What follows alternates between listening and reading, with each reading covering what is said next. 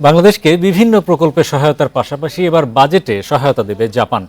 সোমবার সচিবালয়ে অর্থ ও বাণিজ্য উপদেষ্টা ডক্টর সালেউদ্দিনের সাথে বৈঠকে সহায়তার আশ্বাস জানান জাপান রাষ্ট্রদূত ইয়োহামা কিমিনোরে। প্রিয় নম্বর সেট করে বিকাশে সেন্ড মানি করুন ফ্রি। বৈঠক শেষে অর্থ উপদেষ্টা জানান জাপানের অর্থায়নে যেসব উন্নয়ন প্রকল্প চলছে সেগুলো চলমান থাকবে। এছাড়া ব্যবসা বাণিজ্য বৃদ্ধিতে দুই দেশের মধ্যে দ্বিপক্ষীয় বাণিজ্য চুক্তি নিয়ে আলোচনা হয়েছে। এ সময় ব্যাংক খাত, এনবিআর ও বিভিন্ন সংস্থার সংস্কারের পাশাপাশি ব্যবসার পরিবেশ উন্নয়নে পরামর্শ দেন জাপানি রাষ্ট্রদূত।